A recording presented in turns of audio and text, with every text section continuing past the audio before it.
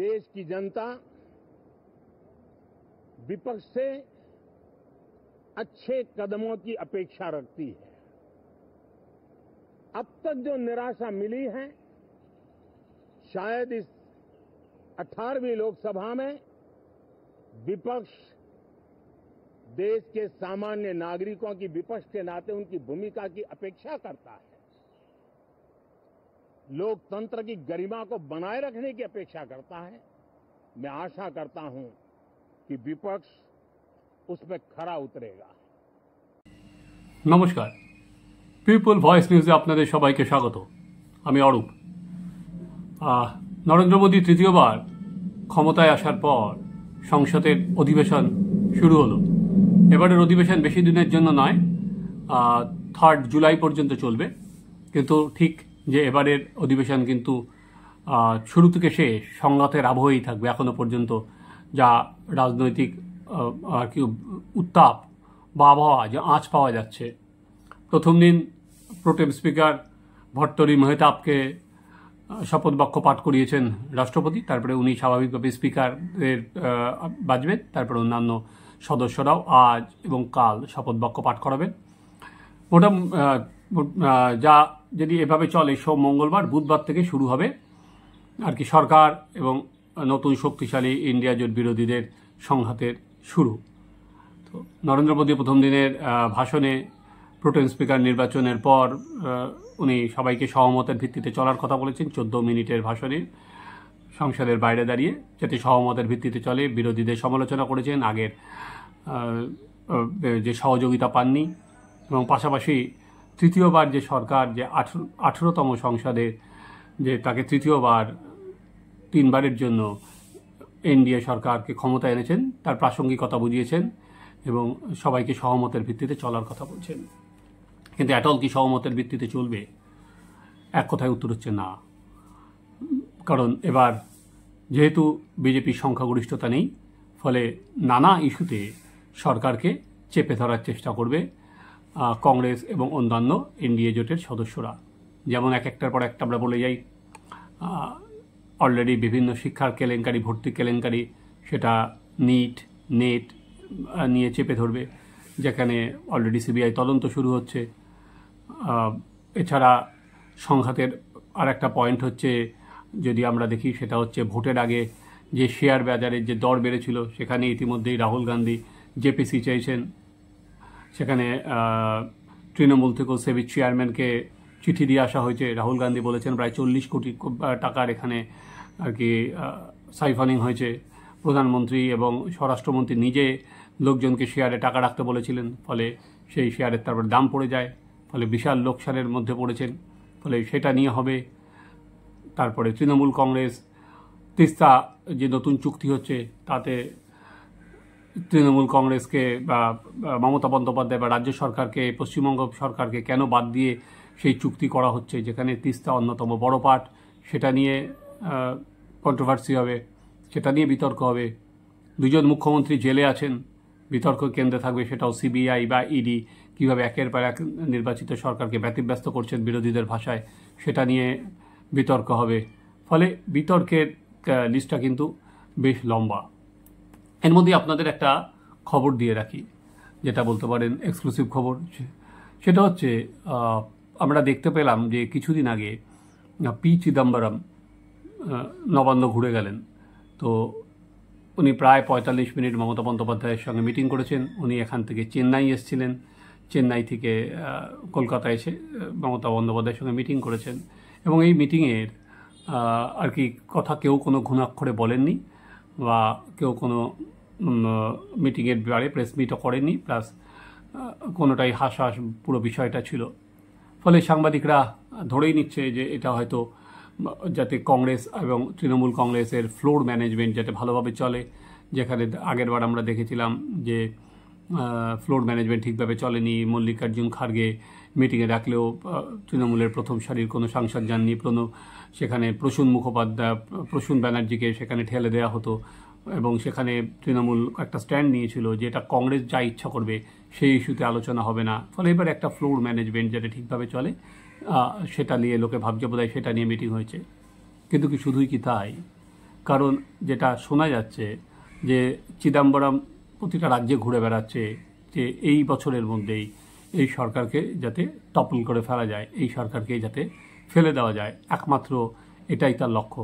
আপনাদের হয়তো মনে আছে যেদিন নতুন সরকার এলো, তারপরে মমতা ব্যানার্জি কিন্তু সেদিন প্রেস মিট করে বলেছিলেন এবং তিনি নিজের বাড়িতে প্রতিবাদে আলো বন্ধ রেখেছিলেন এবং তিনি কিন্তু একটা কথা বলেছিলেন যে এই সরকার বেশি দিন টিকবে না। তো ফলে সেই কাজটা করার চলতেই কি উনি পাকাচ্ছেন, সেটা কিন্তু দিল্লির রাজনৈতিক শিবিরে জোর আলোচনা। কারণ উনি স্টালিনের কাছে গেছেন, মমতা বন্দ্যোপাধ্যায়ের কাছে এসছেন, ফারুক আবদুল্লার সঙ্গে মিটিং করবেন, এরপরে বোম্বেতে যাবেন। ফলে কোন সলতে উনি পাকাচ্ছেন, ফলে স্বাভাবিক এটা তো উনি একা করতে পারেন না, সেটা সোনিয়া গান্ধী বা রাহুল গান্ধীর সঙ্গে কথা না বলে। ফলে ব্যাক চ্যানেলে কি চিদাম্বরম, যেটা শোনা যাচ্ছে যে ডিসেম্বরের মধ্যে সবাই এই সরকারকে ফেলতে মরিয়া, পারবেন কি পারবেন না সে তো পরের কথা, কারণ সেটা তো একটা আর কি ভবিষ্যতের প্রশ্ন। রাজনীতি এক জায়গায় দাঁড়িয়ে থাকে না, কিন্তু উনি সেই উদ্দেশ্য নিয়েই কিন্তু উনি রাজ্যে রাজ্যে ঘুরে বেড়াচ্ছেন। সেইখানে দাঁড়িয়ে বড় ধরুন চিদাম্বরম বা যারা ইন্ডিয়া জোট, তাদের কাছে একটা বড় আশার সঞ্চার হতে পারে যদি মহারাষ্ট্র, ঝাড়খণ্ড এবং হরিয়ানার ভোটে বিজেপি হেরে যায়।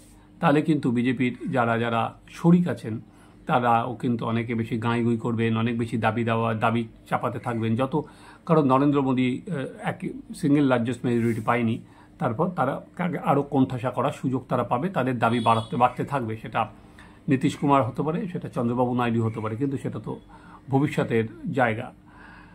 সেই জায়গায় দাঁড়িয়ে এবার আমার যেটা মনে হয় যে বাজেট যেটা হবে সেখানে কিন্তু আমরা দেখতে পারবো যে মধ্যবিত্তদের জন্য অনেক ছাড়ের বন্দোবস্ত থাকবে, কারণ 3টে স্টেটের দিকে লক্ষ্য থাকবে সেখানে, এবং মধ্যবিত্ত ভোট যেহেতু বিজেপির থেকে অনেক অংশে সরে গেছে, সেই জন্য মধ্যবিত্ত ভোটের দিকে অনেক অংশে এবার এই নতুন সরকার অনেক বেশি জোর দেবে। মধ্যবিত্তদের কর ছাড় হোক বা নানা রকম ছাড়ের দিকে এই সরকার কিন্তু অনেক বেশি জোর দেবে, সেটা ধরে নেওয়া যেতে পারে।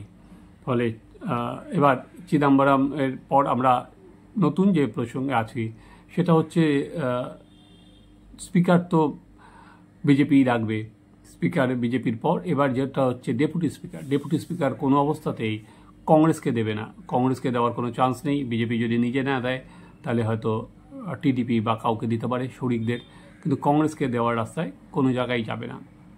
এবং ইন্টারেস্টিং আরেকটা পয়েন্টও আছে, কংগ্রেস স্পিকার বা ডেপুটি স্পিকার নিয়ে যত এখনো পর্যন্ত মাথা ঘামাচ্ছে, তখনও কিন্তু কংগ্রেস নিজেদের বিরোধী দলনেতা রাহুল গান্ধী হবেন কি না সেই নিয়ে কিন্তু এখনও পর্যন্ত চুপচাপ। রাহুল গান্ধীর ওপরই ছেড়ে দিয়েছেন সবাই, তিনি হবেন কিনা। রাহুল গান্ধী গাঁইগুই করছেন, উনি কোনো দায়িত্ব নিতে চাইছেন না বহুদিন ধরে। উনি নিয়ন্ত্রণ করবেন বাইরে থেকে, কিন্তু নিজের দায় নিতে চাইছেন না, কারণ দায় নিয়ে উনি যখন সভাপতির দায়িত্ব ছেড়েছিলেন তারপরে আর কোনো দায়িত্ব কিন্তু নেননি, কিন্তু দলটা তিনিই পেছন থেকে পরিচালনা করছেন। তাহলে রাহুল গান্ধী যদি না নেন তাহলে কে হবে? গগৈ হবে ত্রিপুরা, অসমে। যদি গগৈ কি হলেও কি সেটা ইন্টারিম হবেন, তাহলে কি তবে প্রিয়াঙ্কা গান্ধী জিতে আসা পর্যন্ত অপেক্ষা করবে? ফলে এখনো পর্যন্ত কংগ্রেস কিন্তু সবাই চাইছেন, যেমন কিছুদিন আগে আমরা দেখেছিলাম পশ্চিমবঙ্গ প্রদেশ কংগ্রেসের তরফ থেকেও রাহুল গান্ধী যাতে বিরোধী দলের নেতা হয় একটা সর্বসম্মত প্রস্তাব পাশ করা হয়েছিল, কিন্তু সেটা কিন্তু হয়নি। তো স্বাভাবিক এবার কি হয়, কংগ্রেসের অনেক বেশি জোর দিচ্ছেন স্পিকার কী হবে, ডেপুটি স্পিকার কী হবে, কিন্তু বিরোধী দলনেতা কী হবে সেই বিষয়ে কিন্তু কংগ্রেসের এখনও সেরকম কোনো উদ্যোগ চোখে পড়ছে না, বা যেহেতু রাহুল গান্ধীর ওপর পুরোটা ছেড়ে দিয়েছেন ফলে চোখে পড়ছে না। এবার আসা যাক আরেকটা জায়গায়, সেটা হচ্ছে নরেন্দ্র মোদী এবার অনেক বেশি ফোকাস করবেন হচ্ছে আর কি মোদী এরা বিজেপিরা, সেটা হচ্ছে জম্মু কাশ্মীরে ভোট। এখনও পর্যন্ত যা ঠিক আছে সেটা হয়তো সেপ্টেম্বরের 3rd উইকে জম্মু কাশ্মীরে ভোট হবে এবং জুলাই মাসেই ঘোষণা হয়ে যাবে। কারণ এবার আপনারা যদি দেখেন, নরেন্দ্র মোদী কিন্তু এবার যোগ দিবস পালন করেছেন কাশ্মীরে, এবং কাশ্মীরে প্রচুর ইয়ং জেনারেশনের সঙ্গে এখনকার উনি ছবি দিয়েছেন, সেলফির ছবি দিয়েছেন। ফলে জানা নেই তারা ভোট দেবেন কি দেবেন না, সে তো পরের প্রশ্ন, কিন্তু নরেন্দ্র মোদী কিন্তু কোনো রাজনৈতিক কারণ ছাড়া যে উনি কাশ্মীরে গিয়ে যোগাসন এবার করেছেন সেটা নয়। এবার আসা যাক, যেমন